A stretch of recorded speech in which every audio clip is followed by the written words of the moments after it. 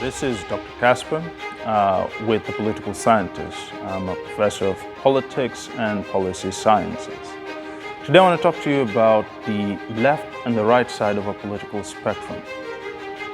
These are tumultuous times, as you've seen, and it's good to be informed about the spectrum and what exactly is going on as far as politics is concerned. So, without further ado, I'm going to start with the right wing and then I'm going to talk about the left side. Now, let's begin. The right side of politics. What many consider to be conservative, what others consider to be Republican. I'm going to talk about it in a little bit more detail. I'm going to make a major difference between a conservative or an enduring conservative and a rightist. I'll refer to anybody on the right side of conservatism as a rightist. I'm going to call anybody left side of liberal a leftist. And there is a major difference. There's a major difference on the ideas of economy. There's a major difference when it comes to moral reasoning, when it comes to the foundations of society, human society. And so we're going to talk about all these things in detail. Let's start with economics. One of the key things that we know about the right side of politics is a heavy leaning to capitalism or laissez-faire capitalism, where the markets regulate the price. Now, we do see a slight difference between rightists and conservatives in this regard.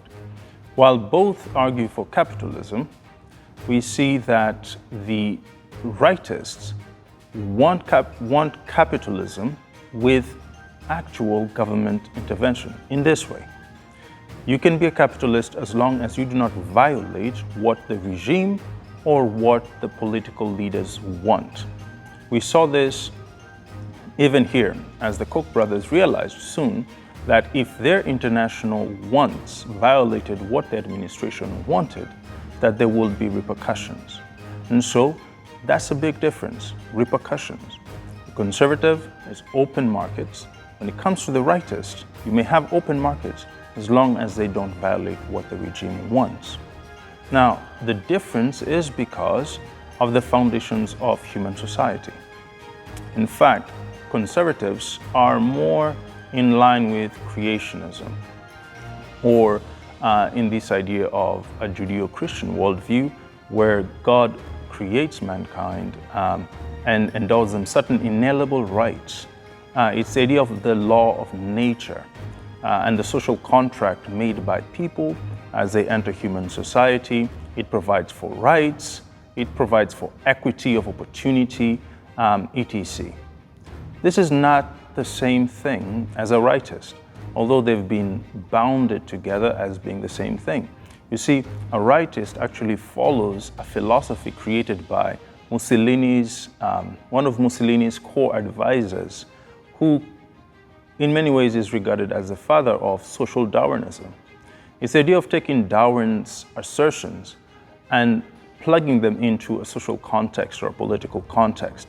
In this case, Darwin argued that for evolution, as superior races and superior sexes would dominate and evolve and be the superior. And therefore, it gave way to fascism. And it was also the building block that helped build Hitler's Nazism. And so when you think of a rightist, that is indeed what gives birth to QAnon and all these conspiracy theorists on the right. While they may think that they're conservative, in fact, they're not following a Judeo-Christian or a creationist worldview. They're actually following social Darwinism. And that's why you see what happens as a result. These two worldviews create two different types of moral reasoning. Conservatives usually follow categorical reasoning. This is that the process is just as important as the ends. And therefore, they will be more prone to keeping government accountable. When it comes to the rightist, they follow what is called consequentialism. In other words, the ends justify the means. And so when it comes to a conservative, they're more into law and order. They will argue for protection of government institutions, etc. When it comes to a rightist, they will argue the same thing to the point that it does not meet their ends. And therefore, they may be against violent protest, but when it comes to their ends, they will storm the Capitol. They will attack police. But as long as it justifies their ends. This is two very different moral reasonings. And so you have to know, where do you stand? Are you a conservative? Are you a rightist?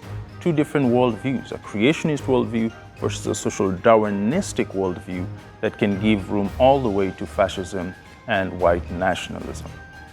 And so it's two different things. And that's why there's a current civil war going on in the Republican Party between two differing opinions. Though they're all referred to as Republicans or conservatives, they're definitely not the same thing. One is an enduring conservative, one is a rightist. And I think that is the last point maybe I can add, is on the idea that conservatives usually follow party discipline or party politics, and therefore they are stuck to party principles. When it comes to the rightists, it's a little bit different. It's populism. Populism is a little bit different in that populism was a movement more in the turn of the 20th century, in the early, let's say from 1870, late 1870s all the way to early 1920s. And the idea is that there's a popular movement that comes behind one leader or one idea, and it's there to change the structures at the top with the political elites who are either corrupt or are not doing what the people want. And so we've seen this movements on the right strongly, whether you're talking about draining the swamp, the Tea Party movement, all of that is actually populism. It's not about conservative principles or a particular party, it's about changing the structures at the top, all right? And I'll explain later why this is very similar with what is also going on the left side.